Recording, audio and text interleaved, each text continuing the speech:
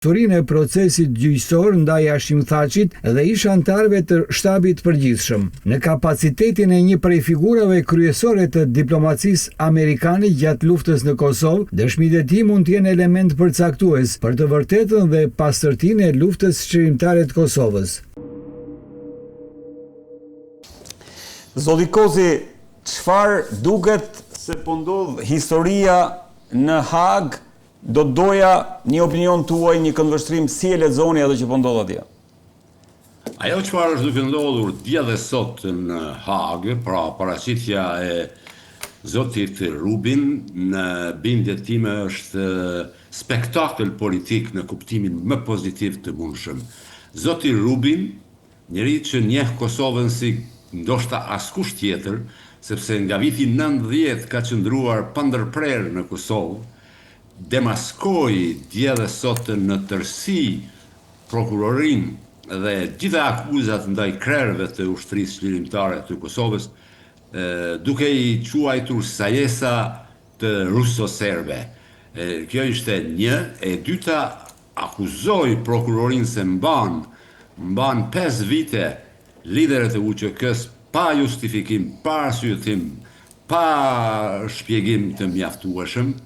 Dhe marrë në tërësi, unë mendoj që atë që është duke bërë Rubin dje dhe sot nuk është vetëm çështje e qëndrimit të tij personal, gjithsesi që është i tij personal, sepse është shumë i familiarizuar me Kosovën, por është qëndrim i Shteteve të Bashkuara të Amerikës në mbrojtje të luftës çlirimtare të Kosovës. Një, e dyta, në mbrojtje të pavarësisë së Kosovës. Dy, dhe e treta, demaskim i propagandës dhe gjithë gënjeshtrave që janë ndërtuar ndër vite, filluar nga Këshilli i Evropës, kaluar në Rusi dhe Serbi.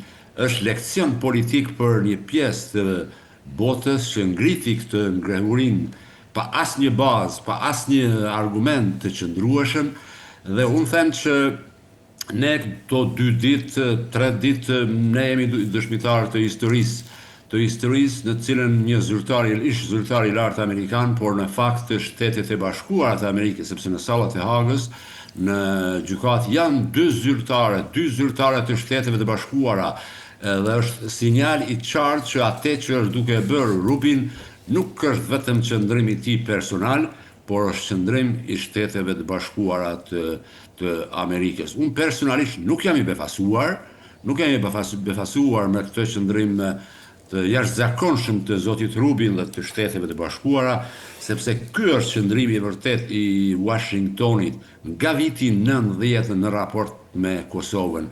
Kanë qenë ndërtuesit e shtetësisë, pavarësisë së Kosovës, gardianët e mbrojtjes së saj, dhe ajo çfarë është duke bërë Rubin nuk është vetëm mbrojtje në favorin e zotit Thaçi, Krasniqi dhe 2 të tjerëve, por është mbrojtje e një lufte të drejtë çlirimtare të një populli në Evropë dhe mbrojtje e pavarësisë së Kosovës në këta kufinje, me kufinet e tashëm dhe pa gjasa për ta dëmtuar në fazat e mëtejme përmes një procesi që është krejt e qartë, është krejtësisht politik dhe i montuar.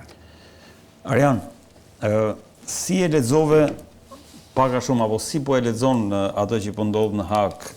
Zoti Kozi e quajti edhe proces historik ato që po ndodh atje. Do doja të dija çfarë mendon se e para si e lexon, e dyta çfarë po prodhon kjo narrativ cilën po na serviret nga Haga.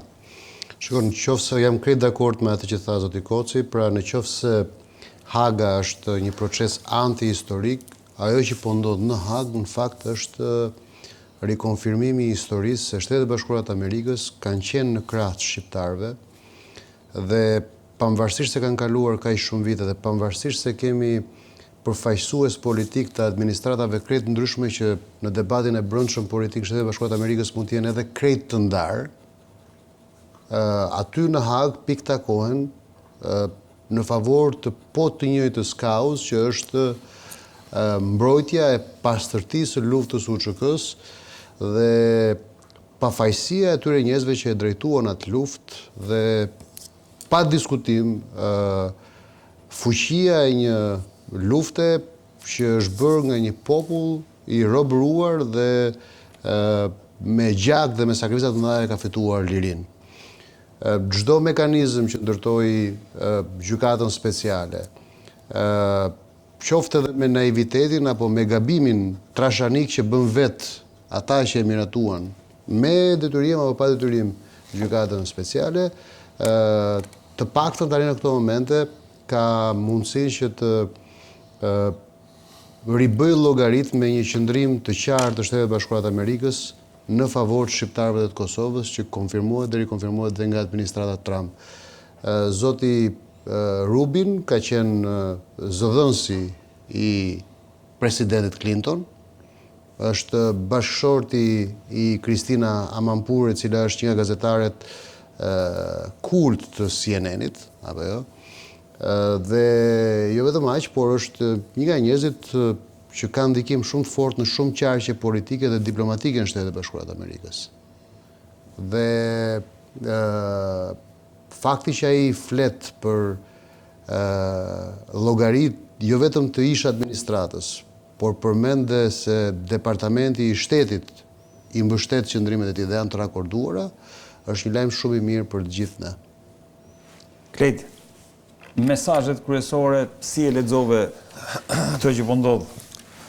Po, në mendimin tim, dëshmia që u dha në Hag është një dëshmi e cila justifikon paktën nga ana e zotit Rubin qëndrimet e administratës amerikane, është dhe në një farë mënyrë mbështet gjithë politikën që nga ndjek Shtetet Bashkuara të Amerikës, po jo në kuptimin e justifikimit thjesht të luftës, po në kuptimin e justifikimit një veprimi i cili është ndërmarrës së kohë që ka sjell efekte, të cilat janë pozitive, nuk janë sot negative. Pra në një farë mënyrë tregon që ajo politikë e Shtetit Bashkuar të Amerikës, e cila aso kohë pati shumë kundërshti, qoftë edhe nga faktor të rëndësishëm evropian, sot ka prodhuar diçka që është shteti i Kosovës, i cili është prodhuar edhe duke u nisur nga bazat e një lufte apo një mbështetje e cila shpëtoi me të paktën 1 milion e ca njerëz nga mos jo nga zhdukja, nga dëbimi.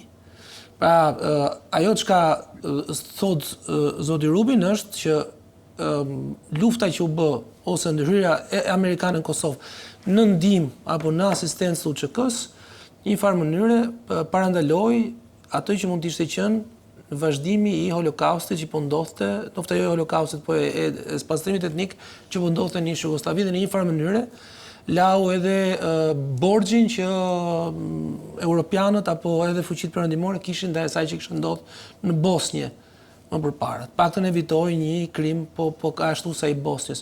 Në anën tjetër është një dëshmi e cila është shumë interesante ta konsiderosh si një mbrojtje që mund t'i bëhet zyrtarëve të UÇK-s, por me probleme shumë të madh që ka gjykata speciale në Hag.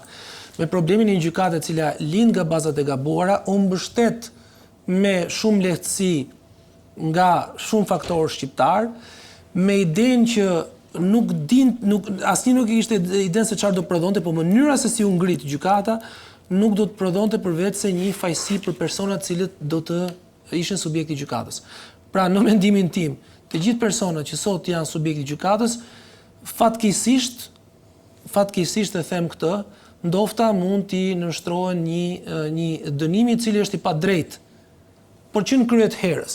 Pra, është një gjykatë e cila ka lind me një mision special, dhe kush e vuri këtë në dukje, që ka qenë lëvizje vetëvendosje, e ka vënë këtë në dukje që kryet herës, dhe unë kam frikën e madhe që ndofta misioni i gjykatës do të ishte jo për të vënë drejtësi, por për të dënuar personat cilët janë arrestuar. Dhe ky është problemi më i madh që ne sot me cilin sot shfaqet. Pra ne ishim gjykatë ka pat një vullnet politik në ndërtimin e kësaj gjykate. Ka pat një vullnet politik për ndërtimin e kësaj gjykate, e cila dashje pa dashje, personat që do të ishin subjekt e kësaj gjykate, duke qenë se janë vetëm shqiptarët, nuk janë edhe nuk është se ka serb që gjykohen, dashje pa dashje do të ishte dënimi do prodhonte këtë gjë.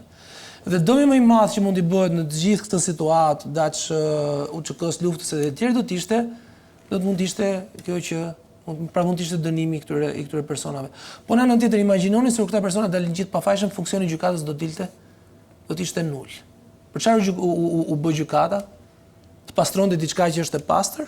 Po mos jemi te rruga le themi anulimit të funksionit kësaj gjykate, po gjithsesi, zoti Kozi, pse ky ndryshim kursi, cilat janë prapaskenat e këtij ndryshimi kursi në raport me luftën e UÇK-s?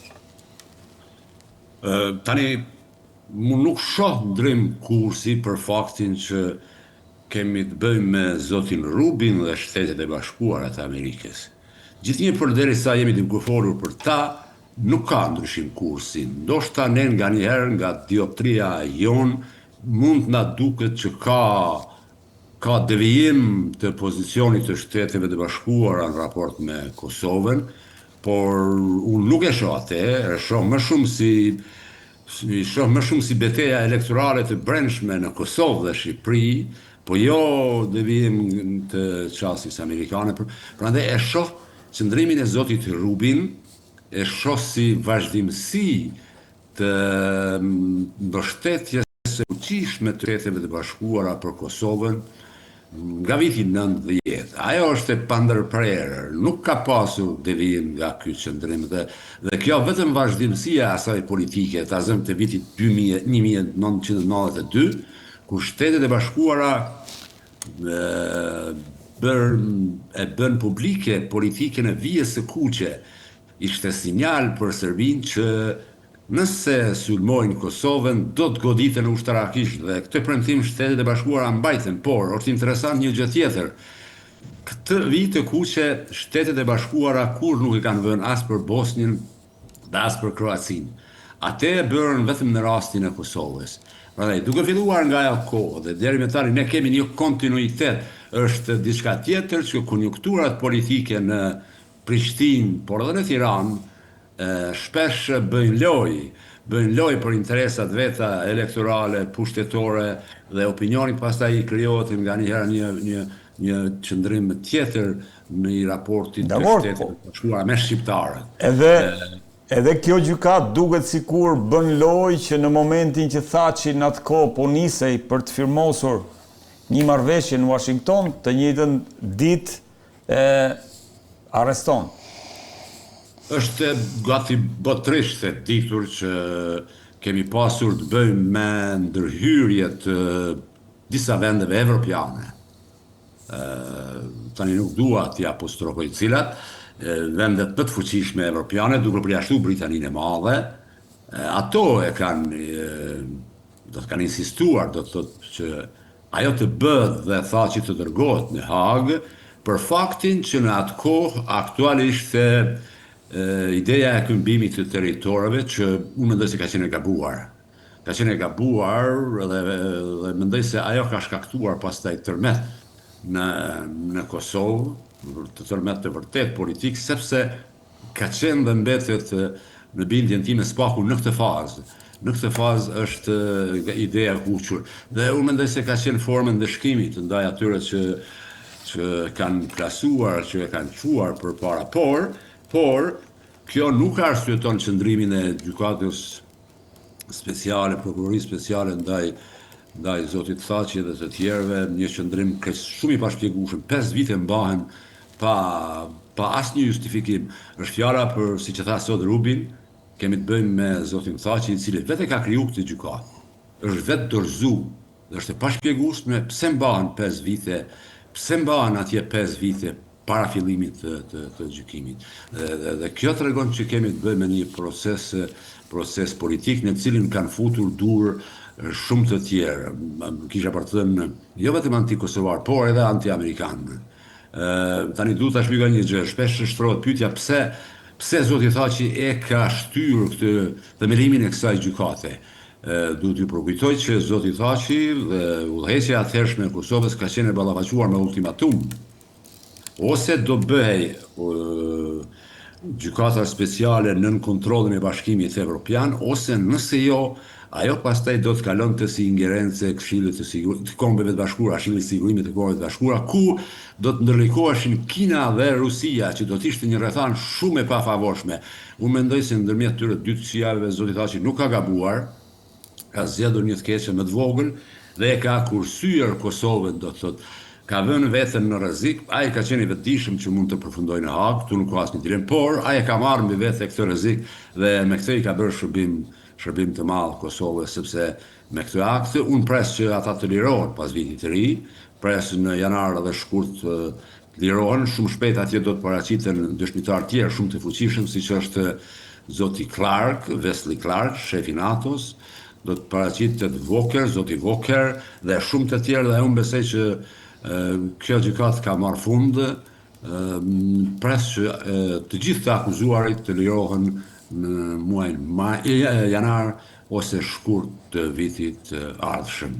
Pse, zoti Koci, pse ka qenë, apo pse ka kaq pesh, le të themi, dëshmia e zotit Rubin, apo dhe dëshmia e më pastaj me që ju thoni e zotit Clark e tjerë? Pse janë kaq rëndësishme dhe si do ta ndryshonin këto rrjedhën e historisë në Hag? Jo që janë të rëndësishme, janë historike, sepse aktori kryesor i zhvillimeve në Kosovë nga vitin 90 deri në vitin 99 kanë qenë Shtetet e Bashkuara të Amerikës. Ata kanë qenë të pranishëm jo vetëm politikisht, kanë qenë të pranishëm me diplomaci, me shërbime sekrete. Prandaj, nëse Shtetet e Bashkuara kanë këtë qëndrim të zotit Rubin, i cili është kryesisht i qartë, i pastër si loti, çdo dyshim në pastërtinë e luftës së ushtrisë lirimtare të Kosovës shkrihet, merr fund. Në instancë fundit, nuk ka kur garancie se çfarë mendon Moska, Beogradi ose qendra tjera, nëse Shtetet e Bashkuara të Amerikës kanë këtë qëndrim